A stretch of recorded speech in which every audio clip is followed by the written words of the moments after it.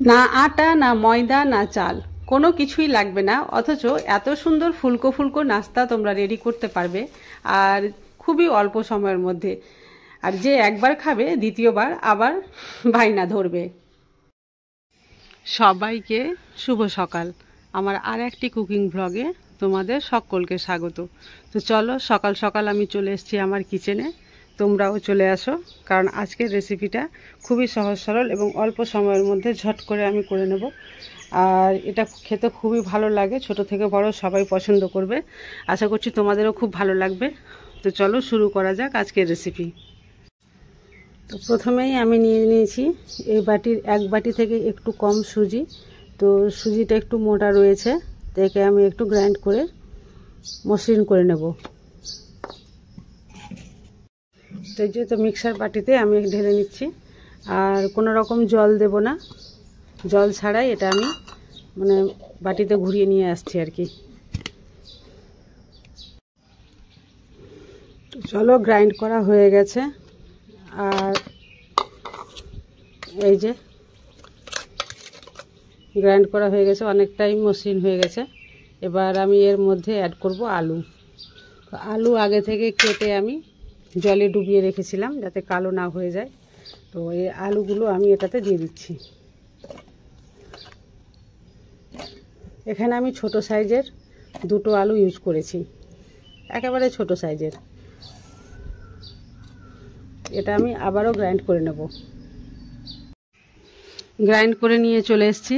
আর হ্যাঁ, তোমাদের বলতে ভুলে গেছিলাম, এটা যখন গ্রাইন্ড করেছিলাম এখানে আমি প্রায় 1.5 কাপের মতো জল দিয়েছি, আর এর ঘনত্বটা থাকবে ঠিক এই রকম।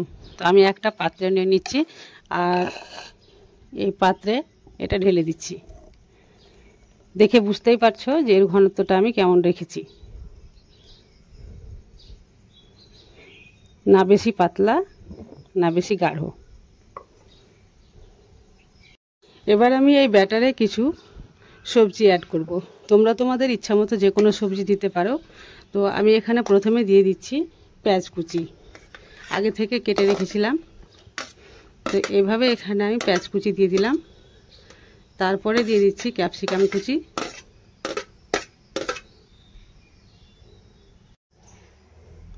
এবার দিয়ে দিচ্ছি ধনে পাতা কুচি, দিয়ে দিচ্ছি গাজর কুচি, আর দুটো কাঁচা লঙ্কা কুচি। এবার কিছু গুঁড়ো মশলা অ্যাড করব। তো প্রথমেই দিয়ে দিচ্ছি সামান্য পরিমাণে হলুদ গুঁড়ো, তারপরে দিয়ে দেব কাশ্মীরি লঙ্কার গুঁড়ো, কারণ এটা কালার হবে, ঝাল হবে না। ঝালের জন্য তো কাঁচা লঙ্কা কুচি দিয়েছি, তাই কাশ্মীরি লঙ্কার গুঁড়ো অল্প করে দিলাম। এখানে 1/2 টেবিল স্পুন দিয়ে দিলাম লবণ। লবণটা তোমরা তোমাদের স্বাদ অনুযায়ী দেবে, একটু কম বেশি করতে পারো।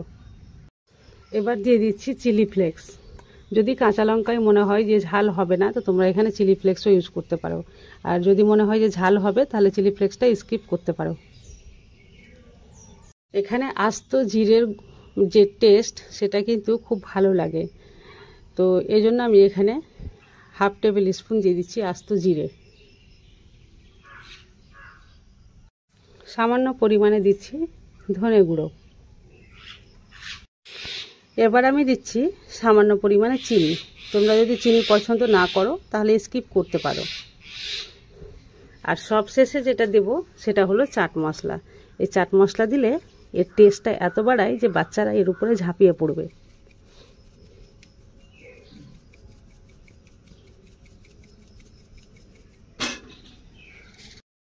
এবার দিয়ে দিচ্ছি সামান্য পরিমাণে বেকিং সোডা।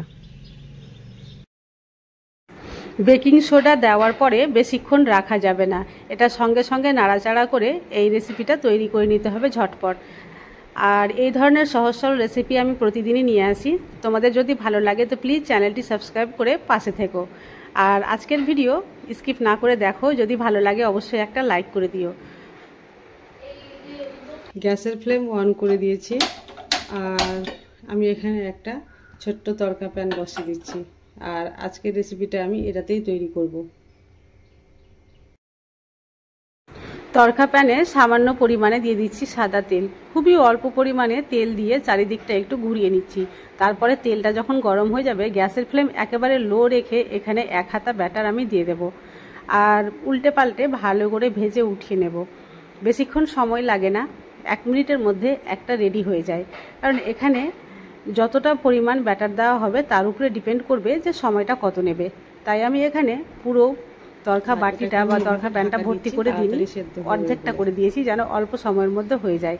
আর আমি এভাবে ঢাকা দিয়ে রেখে দিলাম প্রায় 30 সেকেন্ড।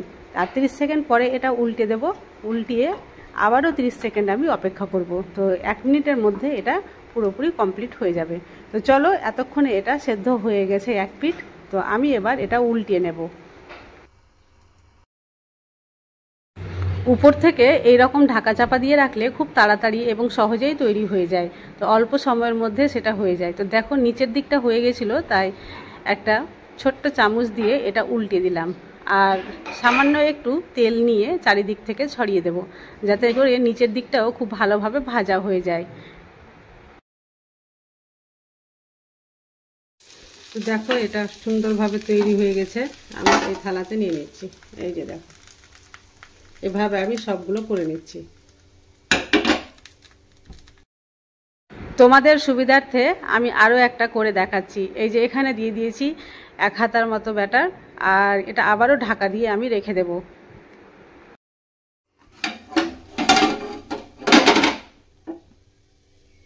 পিছন সাইডটা মোটামুটি হয়ে গেছে, এবার আমি এটা উল্টে দেব।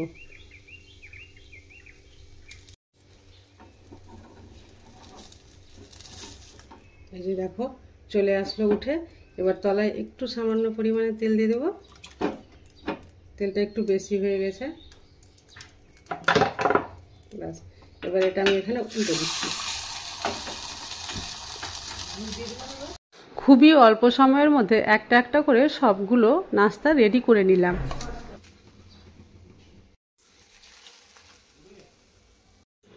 এই যে দেখো কত স্পঞ্জি আর সফট রেসিপি বা নাস্তা। এখানে কোনো চাল না ময়দা না আটা কোনো কিছুই লাগবে না, অথচ এত হেলদি খাবার সকাল সকাল ব্রেকফাস্টে তোমরা খেতে পারো বা বাচ্চাদের টিফিনে দিতে পারো।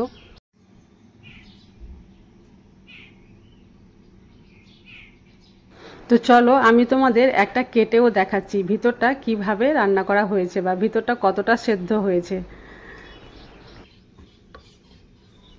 বাচ্চারা যদি সবজি খেতে পছন্দ না করে তাহলে তোমরা এই রেসিপিটা করতে পারো, কারণ এর মধ্যে যে কোনো সবজি তোমরা ইউজ করতে পারো আর তারা অনায়াসে খেয়ে ফেলবে, আর যেটা তাদের শরীরের পক্ষে খুবই উপকারী হবে। আজ তাহলে এই পর্যন্তই, দেখা হবে নেক্সট রেসিপি ব্লগে। ততক্ষণ পর্যন্ত তোমরা সবাই সুস্থ থাকো, ভালো থাকো।